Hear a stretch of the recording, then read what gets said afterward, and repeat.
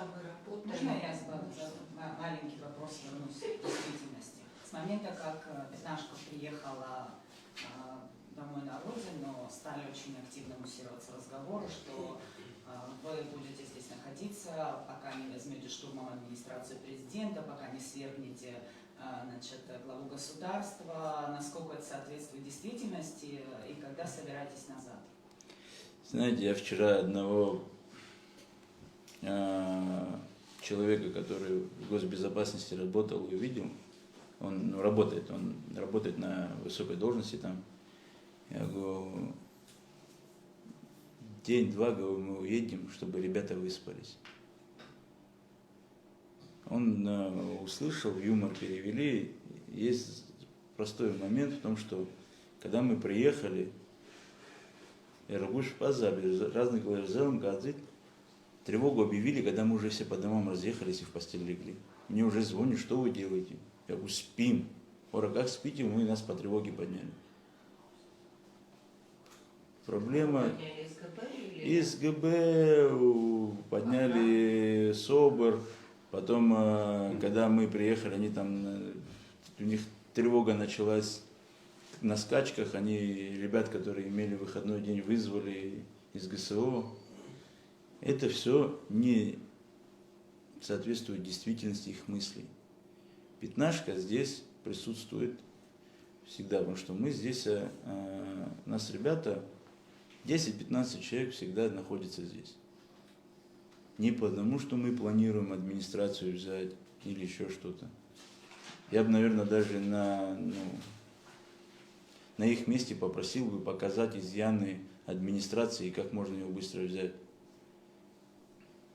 Как я смог показать изъяны госграницы, когда протаранил ее, что есть какие-то изъяны, они внесли какие-то там дополнительные.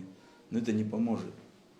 Это, знаете, как, а вдруг случится пожар, туда же еще выбежать надо. Помехи будут.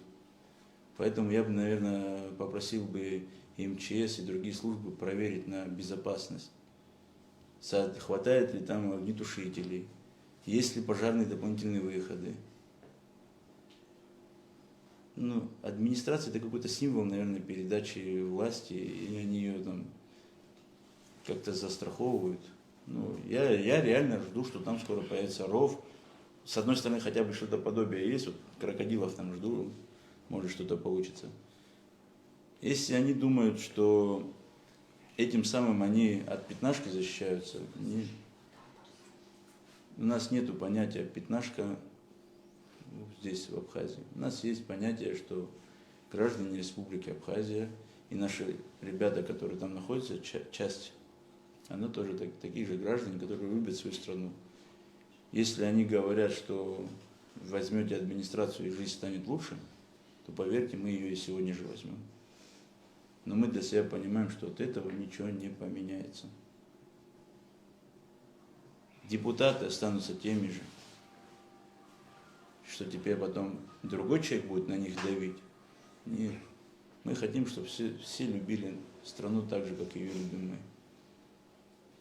И если у них в этом опасения, то не паникуйте. Я вчера задал вопрос. Я говорю, сколько вы думаете нас здесь? Они не смогли нас посчитать. Они не готовы. Я говорю, возьмите ржавый какой-нибудь компьютер, подарите погранслужбу, чтобы когда мы заезжали, нас отмечали. Так будет проще. Не рассчитывайте только на Россию. Россия не может понять. Если мы идем в форме, да, могут в сторону отвести, побеседовать и так далее. Но у нас же есть те, которые по гражданке, такие как я. Я себя военным никогда не считал. Я всегда говорил, что я гражданский, который вынужден взять в руки оружие. Поэтому у нас сюда приехало больше, чем они посчитали, в 2 раза. Потому что мы отправляем домой отдыхать ребят, которые там 2-3 месяца безвылазно были. Поэтому они по 3-4 человека сюда приезжают, то один приезжает. Мы же как китайцы, нас не посчитать, поэтому этим пусть они не занимаются и себя не пугают.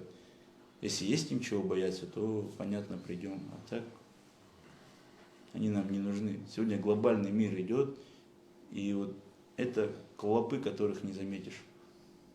Сегодня мировая война идет, и мы в части ее, мы в ней принимаем участие. Я думаю, отвлекаться не стоит. Я понимаю, что все устали, но не могу не спросить. Некоторое время назад, в общем-то, журналистам удалось выяснить, что у президента есть помощник по фамилии Мирелли. Я так понимаю, это твой бывший коллега. Вы знакомы? И какие вопросы курирует помощник? Я думаю, что с ним в администрации президента Республики Абхазия мало кто знаком. Его, наверное, скорее знают вот эти бизнесовые круга. Разными слухами были, что он там находит клиентов, которые получают наградные оружия и так далее, но это слухи. Потому что я не думаю, что сейчас за какой-то наградной пистолет надо целую должность помощника давать или еще что-то. Скорее всего, он там для других нужд. Но сказать, что он отвечает за грузинскую сторону, тоже не скажу, потому что не отвечает. С грузинами встречаются по линии НПО, встречаются в Турции, встречаются другие люди. И это уже озвучилось. И не раз. Но что-то реакции никакой нету. Они расскажут, что они по бизнесу, там то. Нет, не по бизнесу. Разные всякие вопросы обсуждаются. Поэтому помощник будет этнический грузин. Я в этом его упрекнуть не хочу по той причине, что у нас герой Абхазии грузины есть. А вот по личности человека, что мутный, непонятный, тут да, тут можно. Но с другой стороны, я с 2 судимостями у него был, когда тогда помощником не являлся, но сейчас бы, наверное, если был бы помощником, таким же мутным был бы. Да? Поэтому тут разные моменты. Этого человека, то, что он помощником является, я до опубликования узнал, это наши земляки с Москвы мне сбросили эту информацию. Но для себя я почитал за него и понял, что мутный для нас, для нашей республики, что непонятный. Может, президент он там нужен, может, есть какие-то. Не забывайте же, он на секретном задании был в Москве, и у него была агентура. Может, это один из агентов, который по сей день там проводит какие-то спецоперации в тылу у союзника, разведывает что-то.